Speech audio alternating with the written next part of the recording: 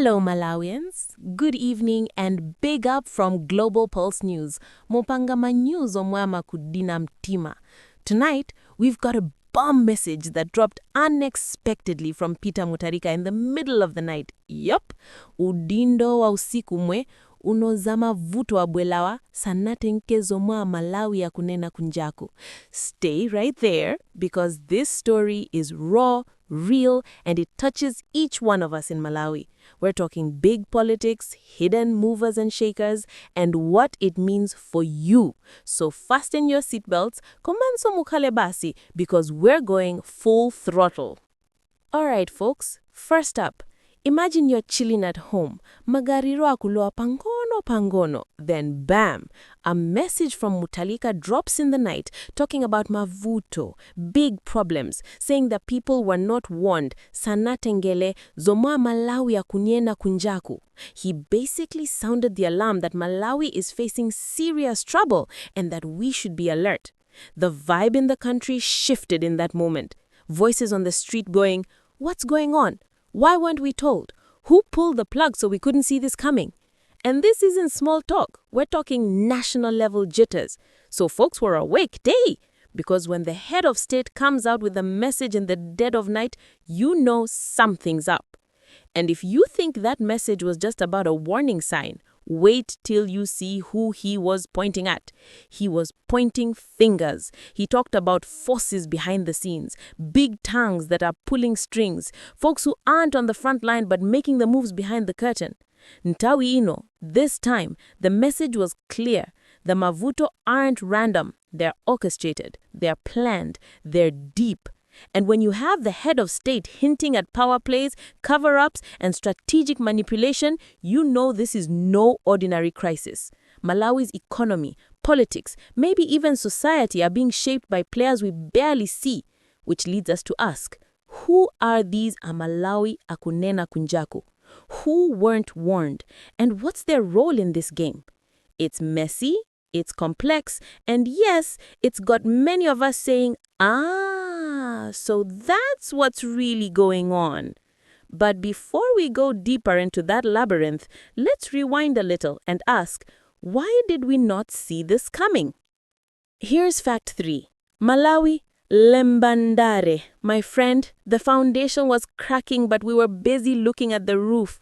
Mutharika said the country inherited a situation where there was no money in government. Borrowing is extremely high, and nobody knows where the bird money went. Yet we sat by and said, everything is fine. Wrong. The warning bells were ringing, but the awareness was low. We rely on subsistence farming, we face climate shocks, inflation above 20%, food and fuel shortages, all the makolo, the facts were there.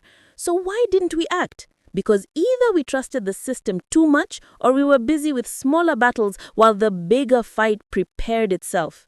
And Mutharika's message basically said, I told you so, but you didn't listen. That's harsh, but that's reality. Now you feel the tremor, right? But hold on, because the fallout is about to hit closer to home. Fact 4. This isn't just political theater. Ndimo yoatu. It's our life. When the head of state says the honeymoon of looting is over, when he publicly acknowledges food shortages, fuel scarcity, and economic crisis, that hits you, your neighbor, your auntie selling maize in the market. Mutharika made it clear this is hard work and tough and painful decisions ahead. So what do we face? Higher prices, less foreign exchange, more vulnerability in rural areas, possible social unrest, migration pressures. The ripple goes wide. If our economy stumbles, if our agriculture fails, if fuel runs out, then the informal trader, the student, the farmer all feel it. And that means each one of us needs to wake up. Because this message was not for MPs only, it was for Malawians. We are not spectators. All right, we know the storm is brewing, but the real question is, what can we do to weather it and stay afloat? Finally, fact 5, action time.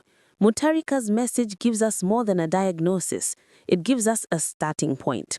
If you're a Malawian who cares, then stay informed, Ask questions. Don't let official lines blind you. Check the facts. Engage your community. Demand transparency.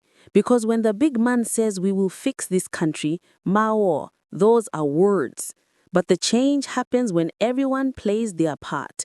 And yes, I'm talking to you, mama in Mulanje selling groundnuts. I'm talking to you, student in Lilongwe, wondering if your fees will go up. I'm talking to you, farmer in Tanje, watching the rains fade. We need to be part of the push for accountability, for clarity, for action. No more waiting, no more sitting idle watching others do the work. Mutharika's warning, he's pointing to hidden hands, he's calling for hard decisions. It's a call to all Malawi. Let's step up, let's not be side characters in our own story. So now you've heard the 5 big facts. Now it's time to tie it all together and wrap this up strong. Okay, Kwainu Zonse, if you felt this story hit home, if the vibes of this message from Mutharika got your mind racing, then do this. Hit subscribe to Global Pulse News, smash that like button, and share this video with your family, your friends, your neighbors. Let's spark conversation. Let's make sure Malawians everywhere say we heard this, we're acting. And don't forget our sister channels too. Head over to Sparkling Kids and Rayma Fatima. Let's grow together as a family. We're your voice and we're in this together. I'll see you in the next one. Stay alert, stay sharp, stay Malawian strong. Yehova akudarize.